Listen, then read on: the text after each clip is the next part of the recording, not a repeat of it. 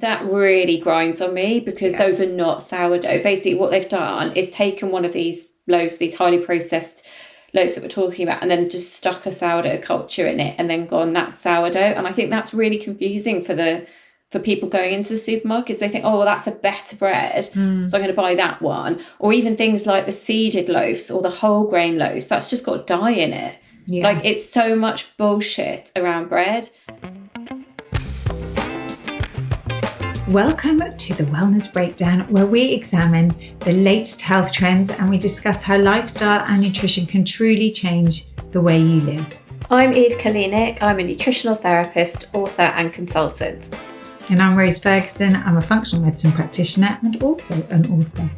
Yeah, we haven't always been in this game. Rose spent most of her youth on international catwalks as one of the most iconic 90s supermodels.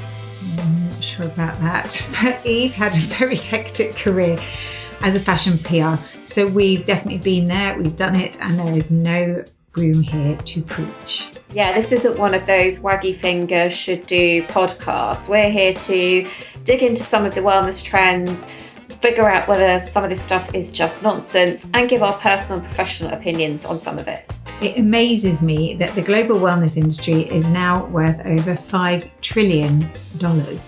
So before you go out spending your hard-earned cash on the latest new thing, make sure you listen to the Wellness Breakdown first.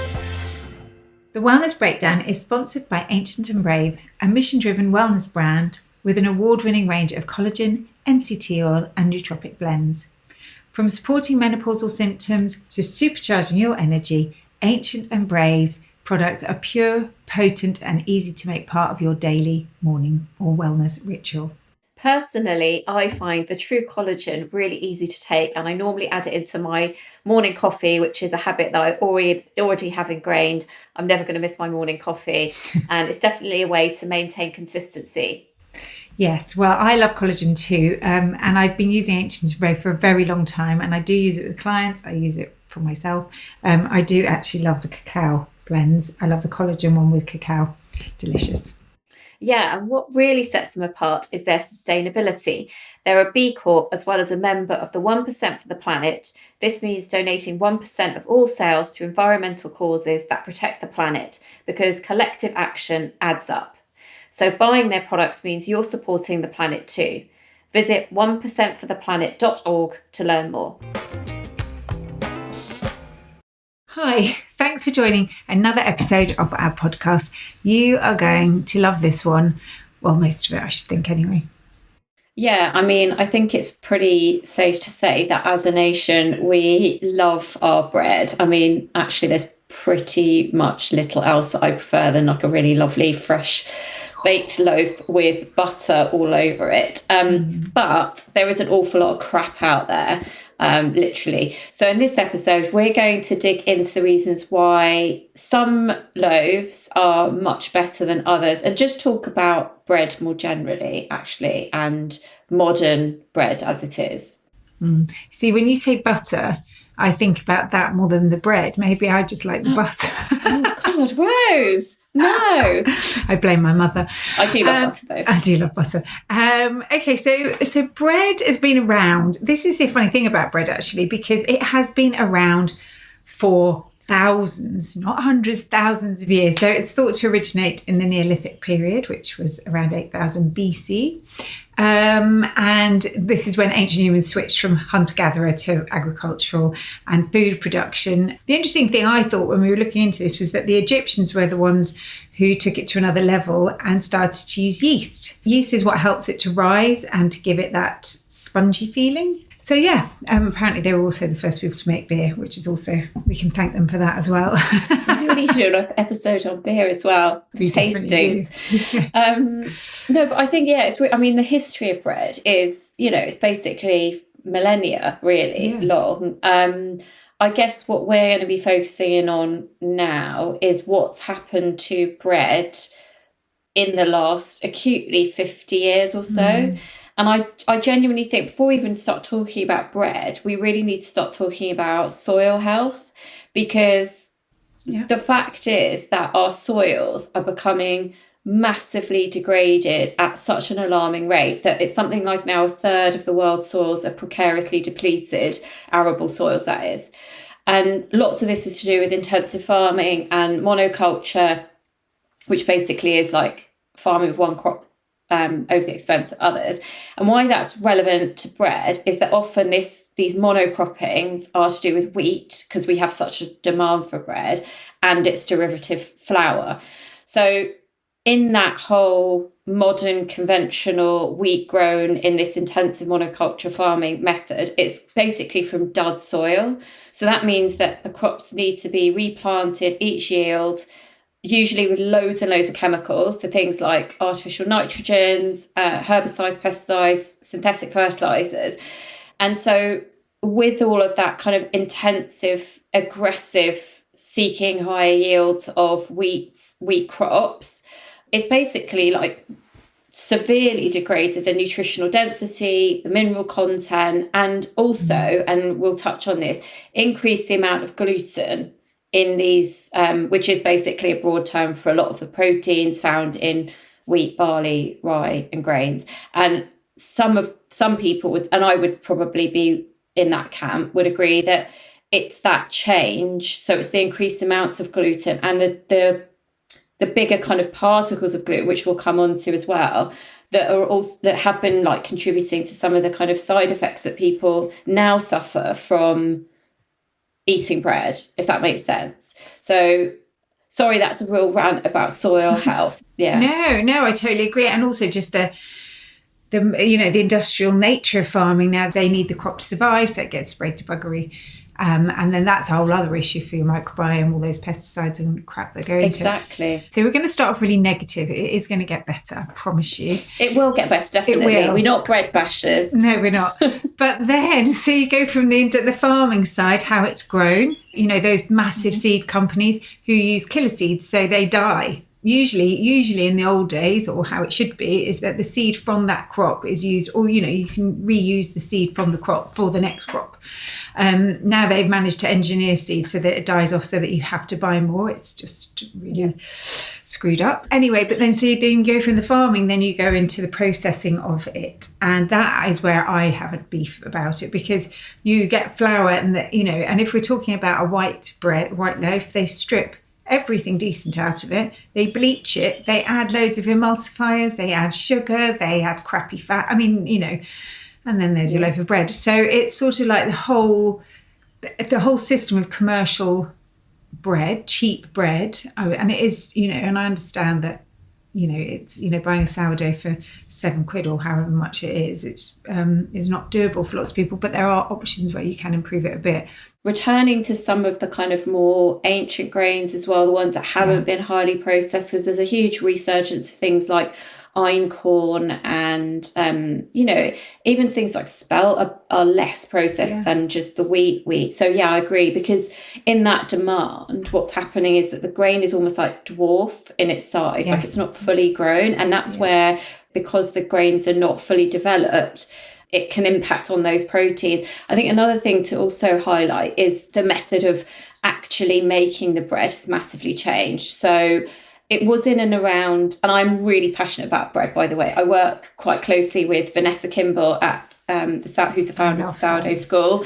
I can get really geeky on bread, but it was around the end of the 19th century that there was a new kind of process that was developed to increase production to like more of an industrial scale that didn't require fermentation, because typically for millennia, bread was simply made with wheat flour and a raising agent, usually yeast, and then that was kneaded into a dough by hand and then left to ferment for about 8 hours.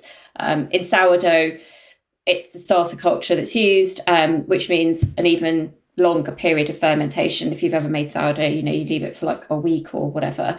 But it's crucially this process of fermentation that essentially helps to break down and neutralizes some of these proteins, including gluten in the grains. That means it's like pre-digesting the bread for us, basically. So this kind of more rapid method came into production at the end of the 19th century, but it was then around in the early 1960s that they introduced something called the Chorleywood bread process, which is basically broadly the process that's used for most of the supermarket loaves we see on the shelf.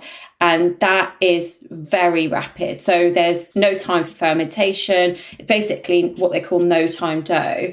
And that means that it's missing that crucial fermentation step. So the structure of those breads is going to be very different to the ones that we get for millennia. And in terms of like now, sourdoughs and how sourdoughs are made, because a lot of those proteins will just remain intact, which can be really troublesome for our gut and our immune system. And I think people get confused about this, especially around sourdough, which I'm sure we'll talk about in a bit. But, people talk about it as fermented, and it's slightly different to something like a kimchi because that is alive. But obviously when you cook sourdough, you kill bacteria. But what the bacteria have done, as he said, what they've done is they've helped to break the gluten down to it.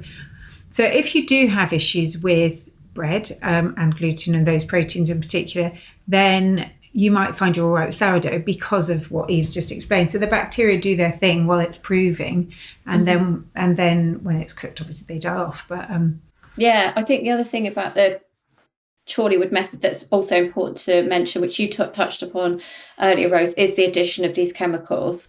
So some actually have been banned now, but some of them sound quite tame, like, an emulsifier and a preservative. But that's not in your original recipe for bread. Like if you look at one of the supermarket loaves, you'll see a whole bunch of ingredients, right? And it's like, what are half of those? So we're talking now about ultra processed foods that have been, where there's a lot of addition of these extensive treatments and additives to get to this end loaf. So some of these supermarkets are claiming things like, this is where I get really annoyed, their bread is fresh and baked in store, and like they kind of allure you in with that waft of baking, but then it's actually not what you smell is not what you get, basically.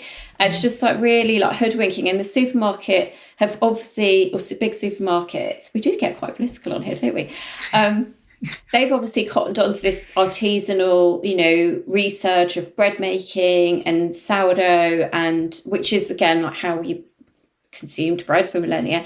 So now they've got their own versions of sourdough, and that really grinds on me because those are not sourdough. Basically, what they've done is taken one of these loaves, these highly processed loaves that we're talking about, and then just stuck a sourdough culture in it, and then gone, that's sourdough. And I think that's really confusing for people going into the supermarkets. They think, well, that's a better bread, so I'm going to buy that one. Or even things like the seeded loaves or the whole grain loaves, that's just got dye in it. Like it's so much bullshit around bread. It's also that, you have to remember that shelf life for these breads, some of them will last a really scarily long time for something that should not. For a criteria for a loaf of bread, I would look at the ingredients, and if it is not just about if it's should have, as Eve said, wheat, yeast, salt, or water, not oil, sorry. And then it may have seeds if it, is a seeded one, or it may have a different flour, or it may have a combination of flours. But the minute it starts going into things that you don't understand, then I would step away. Anyway, so what should we talk about why we do love bread? Well, that's what I mean. I absolutely adore sourdough, and there is nothing, honestly, as far as I'm concerned, better than a really lovely freshly baked sourdough loaf. And probably there's a lot of people listening to this thinking, oh my God, yes. Because the fact of the matter is, if bread made from good quality wheat flour, it's abundant with fibre, B vitamins, certain minerals like magnesium and zinc. In the case of sourdough, because of the fermentation process, it contains a lot of organic acids that actually help to support the health of our gut microbiome, which are all the bugs that live in our gut.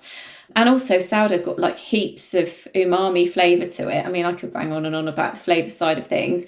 So it's not necessarily that bread is bad, but just, there is such a big difference. And also, I guess it's about the load of this stuff. Like if you're having toast in the morning, sandwiches at lunchtime, and then, it's also, there's a difference there, right? Yeah, I mean, I think I've spoken, I always speak quite openly about the fact that I think we eat too many grains. I suppose for me, with bread in particular, when you're thinking about a really, like a white, really ultra processed loaf of bread, I think about the microbiome, and I think about the impact it has on that. And I also think about your glycemic load, your glycemic index and what your blood sugar level does. But I just think that you can get so much more out of a loaf of bread if you if you buy a slightly better loaf. Plus, can I just say, as I always say with anything, when it's nutrient dense, you don't eat as much of it. So I really like one that's called Seedful. It's not made with wheat, actually. It's made with seeds and some oat flour. But it's only that big, and you only need that much because it's so dense that actually, I mean, it would not be great to make a sandwich with, that is for sure. It's not bouncy. That doesn't have gluten. Gives, the gluten in bread does give it that bounce. But it's delicious toast. I'm sure it is, Rose. I mean, do you not like it? I'm quite a traditionalist with this. I'm like, just get really good. I mean, the thing about it is that, yes, let's be honest, sourdough that you buy from artisanal baker is more expensive, like quite significantly. Yeah. I mean, because there is this longer process that happens. But I would say just give it a go, because honestly, once you've bought some flour, I mean, to make your starter culture, and I should be in prison for the amount of starter cultures that I've killed along the way. I mean, Vanessa really gives me a ticking off, and you'll know actually if it goes off, because it starts smelling of like nail polish. It's quite unpleasant, really. Yes, but essentially all you're doing is it's like a Tamagotchi. You're just feeding it, and it's just sitting there on the side, and then you take a little bit out, and then you might discard some, because it will actually grow quite quickly, particularly not so much in the winter. You might need to stick it in the airing cupboard, and then once you've got your flour and you get into a rhythm, actually, I have to say it's that hard. I have to say that, well, I totally agree. And making your own sourdough is really satisfying when it works. When it doesn't, you've wasted 2 days of your world, and it comes out and you're just like, ugh. But not 2 days, Rose. To clarify, you don't need to sit with the loaf for 2 hours, right? No, and actually, she's got to feed it every day. You do. There is that, but that's literally. And then you have to knead it, and then you have to leave it, and then you have to come back to it. And Rose, I'm trying to encourage people. No, sorry. Sorry. It is, honestly, it's the most satisfying thing to do. I got a few dodgy loaves, and I was so upset because I was just like, I've given you so much love.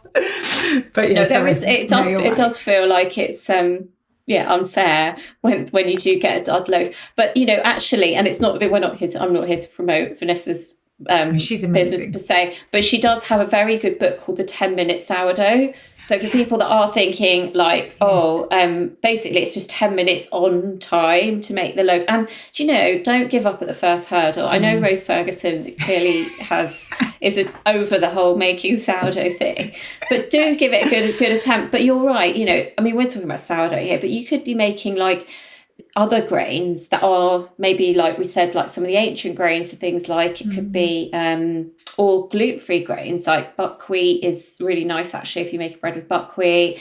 So you can I actually am inspired now to go, and after this I'm going to go and get my bread machine out. But you are right about sourdough. I am actually inspired. I think if you were in a rhythm it would be fine, and as you say, you just get into the habit of it and you have a fresh one every day, I guess. And I do think it's worth touching upon why people might react to this, because I don't know about you, but it's one of the main food groups that I hear about in my practice, where people go, I just can't eat bread anymore. And we talked a bit about how, some of these proteins might be hard for us to digest. There is also, and this is actually stats are showing, there is an increase in things like celiac disease. It's an autoimmune condition related to gluten and wheat. So that means that you must never go near them. People can have allergies to wheat and gluten, but that celiac is something different. That's where the immune system starts attacking itself in exposure to some of those proteins. In theory, you should be okay with digesting it unless you are celiac.